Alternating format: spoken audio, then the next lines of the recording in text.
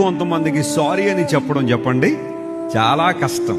ఇతరులను బాధిస్తారు, వేధిస్తారు, హింసిస్తారు, చాలా ఇబ్బంది పడతారు. కానీ సారీ చెప్పాల్సిన సమయంలోకి వచ్చినప్పుడు నేను చెప్పనంటే చెప్పనని బిగిసిరి కూర్చుంటారు. చాలా గొడవలు, చాలా వాగ్యుద్ధాలు సారీ అని ఒక్క మాట చెప్పుంటే, లేదా క్షమించు అని ఒక మాట చెప్పుంటే సమసిపోయామంటాడు ఒక ఫిలాసఫర్. ఈ రోజుల్లో కోర్టుల్లో చూడండి, చాలా మంది భార్యాభర్తలు విడాకుల కోసం లైన్లు కట్టి నిలబడతా ఉన్నారు. సాడెస్ట్ థింగ్ ఏంటంటే పాశ్చాత్య దేశాలతో పాటు భారతదేశం కూడా ఈ రోజుల్లో పోటీ పడుతున్న విడాకుల కోసం.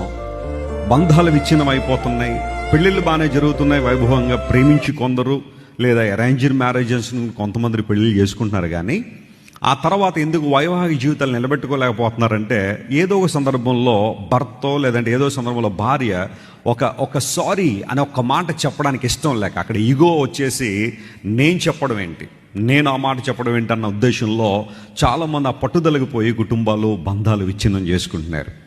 ఒకవేళ నీళ్ళు ఏదైనా పొరపాటు ఉంటే సారీ చెప్పడానికి ఏమాత్రం వెనుకడాల్సిన అవసరం లేదు. ఆ చిన్న మాట నీ బంధాన్ని నిలబడుతుందేమో, నీ స్నేహాన్ని నిలబడుతుందేమో, లేదా నీ కుటుంబంలో ఉన్న అనేక సమస్యలకు పరిష్కారం దొరుకుతుందేమో. Learn to say sorry if you commit any wrong. నువ్వు ఏదైనా ఒక పొరపాటు చేసి ఉంటే, అది ఇతరులను బాధించుంటే, నొప్పించుంటే సారీ అని చెప్పడంలో ఇబ్బంది ఏమీ లేదు. ఈ విషయాన్ని గుర్తుపెట్టుకోండి.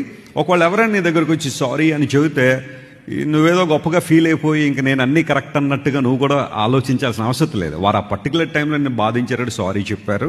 మనం కూడా కొన్ని సందర్భాల్లో చెప్పాల్సిన పరిస్థితులు రావచ్చు.